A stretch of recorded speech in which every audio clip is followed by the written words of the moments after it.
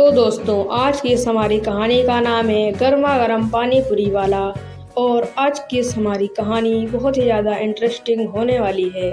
और आप हमें कमेंट करके बताइए कि आपको पानी पूरी खाना पसंद है या फिर नहीं। तो चलिए इस कहानी को शुरू करते हैं। उससे पहले वीडियो को लाइक करके चैनल को सब्सक्राइब कर लीजिए। बाबा, आप आज गर्मा गर्म पानी पूरी बनाकर तैयार रखना। आज मेरे साथ सौम्या भी आएगी शाम को आपके हाथ की पानी पूरी खाने। हाँ लाडो, आज तुम दोनों सहेलियां कॉलेज से लौटते वक्त मेरे ठेले में आना। मैं तुम दोनों के लिए गर्मा गर्म पानी पूरी बनाकर खिलाऊंगा। हाँ मेरे प्यारे बाबा। रीना खुशी खुशी बस पकड़कर कॉलेज चली गई। कॉलेज में सौम्या को भी उसने ये बात बताई तो वो भी बड़ी खुश हुई। हाय, हरिया काका के हाथ की गर्मा गर्म पानी पूरी तो मुझे भी बहुत पसंद है। गर्मा गर्म पानी वो तो मैं भी खाऊंगी, वो तो मुझे भी बड़ी पसंद है। मैं भी चलूंगी खाने। ठीक है, फिर तुम दोनों चलना। शाम को रीना अपनी दोनों सहेलियों के साथ अपने बाबा के ठेले पर आ जाती है। हरिया बीच बाजार में गर्मा गर्म पानी पूरी बनाकर बेचता था।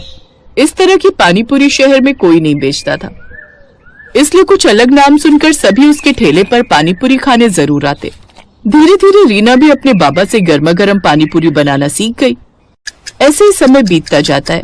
कॉलेज की पढ़ाई खत्म करने के बाद दोनों अमीर सहेलियां पढ़ाई करने के लिए बैंगलोर चली जाती हैं। और इधर अब रीना के बाबा की तबीयत ठीक नहीं रहती, जिस कारण अब वो ये अपने बाबा का काम संभाल लेती है। वो सारा दिन ठेला यहाँ से वहाँ लेकर पानी पूरी बेचती और गर्मा गर्म पानी पूरी ठेले पर बनाकर आने वाले ग्राहकों को खाने को देती। गर्मा गर्म पानी पूरी खाओ, गर्मा गर्म पानी पूरी एक बार खाओगे बार बार आओगे। आइए आइए, गर्मा गर्म पानी पूरी। कुछ साल और बीत गए और अब निधि और सौम्या की शादी दो सगे भाइयों से हो गई। उनके पति भी अमीर घर से ही थे। वो दोनों उन दोनों का खूब ख्याल रखते। इधर रीना को अपनी दोनों सहेलियों की याद तो आती, लेकिन उसके पास उन दोनों का फोन नंबर भी नहीं था कि वो उनसे कांटेक्ट कर सके। कुछ समय बाद रीना भी अपने बाबा के इलाज के लिए दिल्ली आ जाती है। अब वो वहीं एक झोपड़ी में रहकर अपने माँ बाबा दोनों का ख्याल रखती, साथ ही अपनी गर्मा गर्म पानी पूरी का ठेला लगाती। इधर निधि और सौम्या के पतियों का ट्रांसफर भी दिल्ली हो जाता है। फिर एक रोज, सौम्या चलो, आज मैं तुम सबको पानी पूरी खिलाने ले चलता हूँ।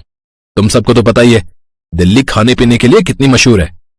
हाँ, फिर तो सभी चलते हैं, बड़ा मजा आएगा। वो सभी सुखीराम पानी पूरी वाले की पानी पूरी खाने खान मार्केट चले जाते हैं, जिसे खाकर सौम्या कहती है, मुझे तो यहाँ की पानी पूरी बिल्कुल पसंद नहीं आई। हाँ सौम्या, और खाकर तो देखो। सौम्या बिल्कुल ठीक कह रही है, वो स्वाद नहीं है इसमें। हमें नहीं खानी और पानी पूरी। पानी पूरी तो हरिया काका और हमारी दोस्त रीना बनाती है, लेकिन पता नहीं अब वो कहाँ है।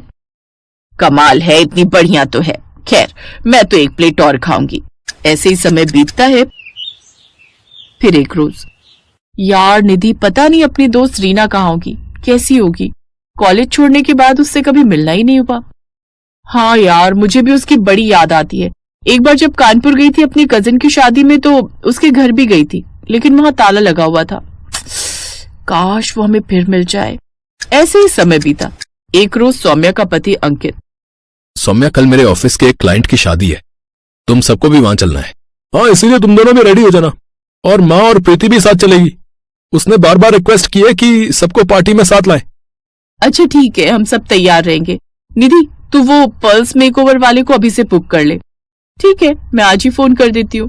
फिर अगले दिन वो सभी शादी में तैयार होकर चले जाते हैं। तो जैसा कि आपने यहाँ तक देखा कि जो इसकी दो सहेलियाँ थी उनका बाहर जाके उनकी शादी हो गई है और ये अभी भी सिर्फ ठेले की पानी पूरी वाले ठेले पर काम कर रही है अपने पिता के साथ, और अपने छोटे घर में अपने माँ बाप का सहारा बन रही है।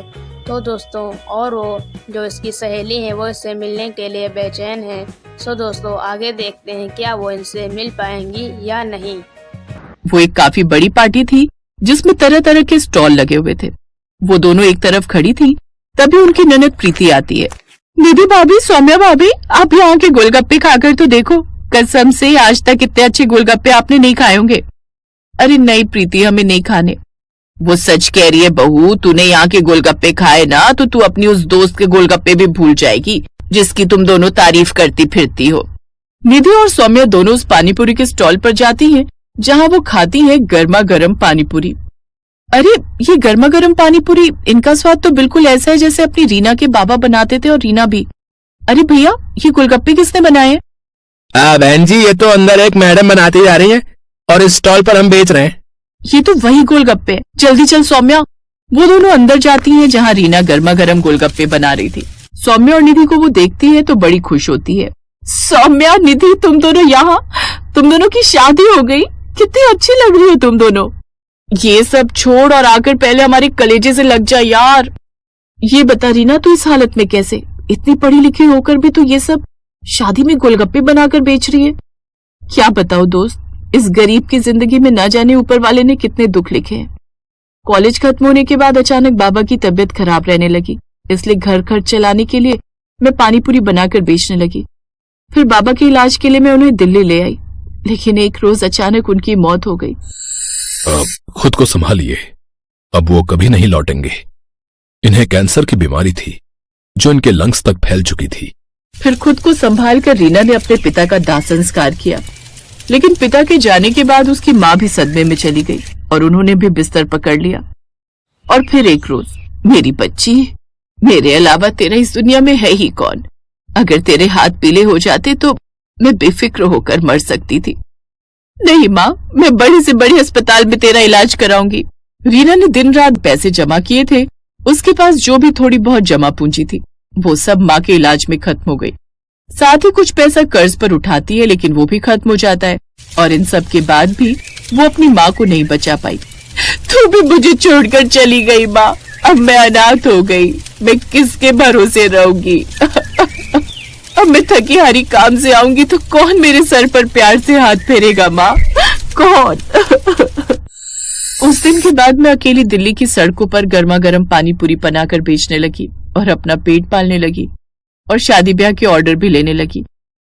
तू मत रो रीना, अब तू अकेली नहीं है। तेरे पास तेरी ये 2 सहेलियां हैं, यानी कि बहनें। अब से हम तेरा खूब ख्याल रखेंगे। हाँ चलो, तुम्हें सबसे पहले अपने ससुराल वालों से मिलवाते हैं। वो दोनों रीना को अपने ससुराल वालों से मिलवाती हैं और सारी बात बताती हैं। अब वो सौम्या को अपने घर में ही रहने के लिए कमरा दे देते हैं। साथ ही उसके लिए एक बड़ी दुकान भी खुलवा देते हैं जिसमें वो गर्मा गर्म पानी पूरी बनाकर बेचती है। अब उसका काम और भी अच्छा चलने लगता है और कुछ ही दिनों में वो खुद का रेस्टोरेंट खोल लेती है। फिर कुछ समय बाद अंकित के एक दोस्त को रीना पसंद आ जाती है और वो उससे शादी कर लेता है और अब रीना भी खुशी खुशी अपनी जिंदगी जीती है। तो दोस्तों, जैसा कि आपने देखा कि इसके पिताजी कैंसर से मर गए और इसकी माताजी भी उसके सदमे में धीरे धीरे मर गई। इसने उसको बचाने के लिए पैसे इकट्ठा किए, इसका इलाज कराया, फिर भी वो ठीक नहीं हो पाई दोस्तों, और वो भी मर गई दोस्तों। उसके बाद कैसे की दोनों सहेलियों ने इसका साथ दिया और इसके रहने के लिए कमरा दिया और उसके लिए एक दुकान भी खुलवाई जहां वो अच्छे से अपना काम कर सके और अच्छे से पानी पूरी बेच सके। उसने पूरा मन लगाकर पानी पूरी बेचा और कैसे अपने काम से रेस्टोरेंट खोल लिया और अपनी शादी भी किसी लड़के से कर ली दोस्तों। सो मिलते हैं किसी नेक्स्ट कहानी में।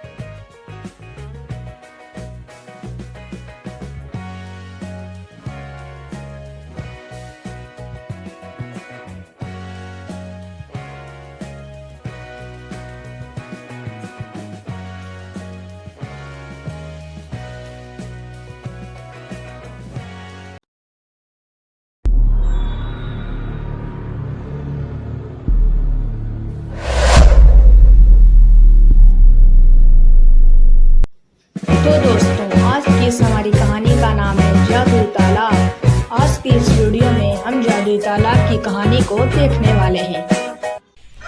इस कहानी की शुरुआत होती है इस गांव से।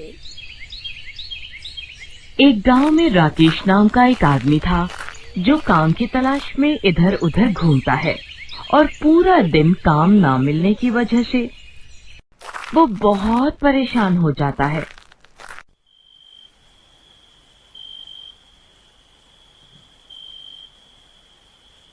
और रात को जब वो थककर अपने घर जाता है, घर में घुसते ही उसकी बीवी उससे पैसे मांगती है। अजी सुनिए, मुझे कुछ पैसे दे दीजिए, मुझे सोनिया को कल मेले में लेकर जाना है। क्या पैसे? मेरे पास तो खाने के लिए भी पैसे नहीं हैं।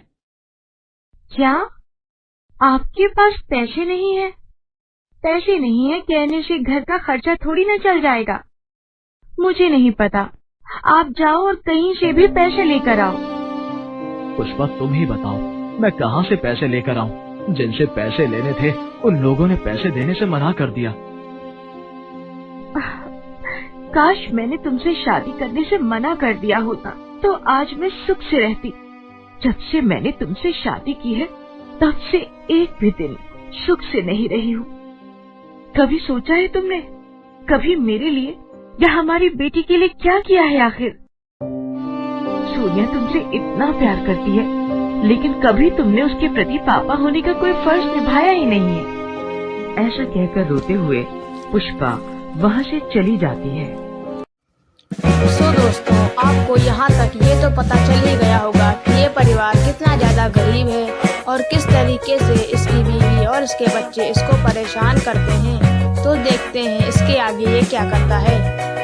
और राकेश अपनी बीवी द्वारा कहे गए शब्दों को रात भर सोचता रहता है और परेशान होता है और सोचता है कि मैंने कभी अपनी पत्नी और अपनी बेटी को कोई सुख नहीं दिया है। वो यही सब बातें सोचता है और परेशान होकर उठकर बाहर चला जाता है और थोड़ी दूर चलते चलते वो जंगल में चला जाता है। वहाँ जैसे ही वो पहुँचता है तो उसे वहाँ एक तालाब दिखाई देता है जिसके पास एक लकड़ी की तख्ती दिखाई देती है जिस पर लिखा होता है सावधान और नीचे लिखा होता है इस तालाब में जो भी कूदता है वो कंकाल बनकर ही बाहर आता है। ये पढ़कर राकेश मन ही मन में सोचने लगता है कि मैं भी इस तालाब में कूद जाता हूँ। इस रोज रोज की चिक चिक भरी जिंदगी से तो कंकाल बनकर ही रहना बेहतर है। फिर ऐसा कहकर राकेश तालाब में कूद जाता है और जैसे ही वो तालाब में कूदता है तभी तालाब में बवंडर आता है और राकेश को उठाकर बाहर फेंक देता है। अरे मुझे ये क्या हुआ? मुझे ऐसा महसूस हो रहा है कि मैं पहले से और भी ज्यादा ताकतवर और फुर्तीला हो गया हूँ। तभी तालाब में से आवाज आती है। नहीं, ये सच है। ये आवाज सुनकर राकेश बहुत ज्यादा डर जाता है और डरते हुए इधर उधर देखते हुए बोलता है, कौन है? कौन है? यहाँ जो भी है सामने आओ। तभी तालाब में से पानी निकलकर बोलता है, मैं तालाब बोल रहा हूँ, एक जादुई तालाब। तालाब को ऐसे बोलते देख राकेश और भी ज्यादा डर जाता है। अरे अरे तालाब कैसे बोल सकता है? मैं तालाब ही हूँ और जो भी मेरा इस्तेमाल जो सोच कर करता है उसका उल्टा ही होता है। जो भी मुझ में स्वस्थ होने के लिए कूदे उसका उल्टा हुआ, वो मरकर कंकाल बनकर निकले।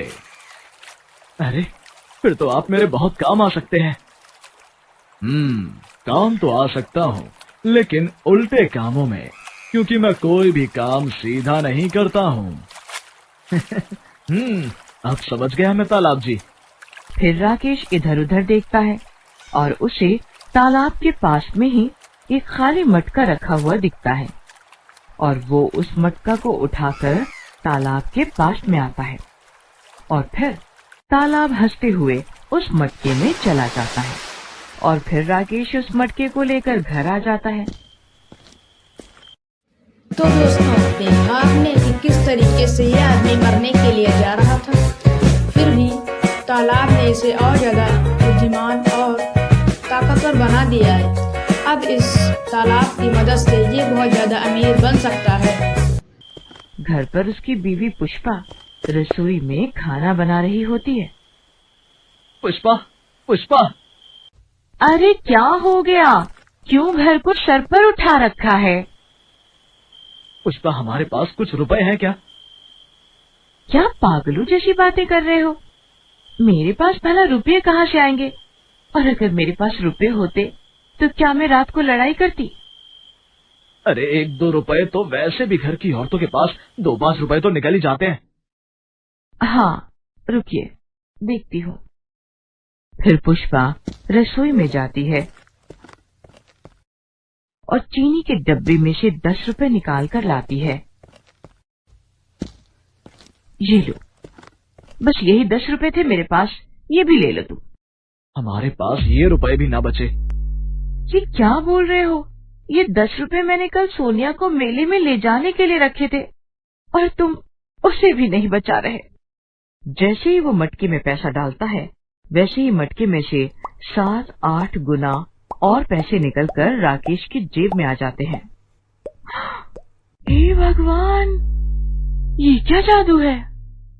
बीवी जी, देखा इस मटके में रखे तालाब के जादुई पानी का कमाल। और हाँ, इसे सिर्फ उल्टे काम करने की आदत है, इसलिए मेरे रुपए खत्म करने की बात की तो इसने मेरी जेब रुपयों से भर दी है।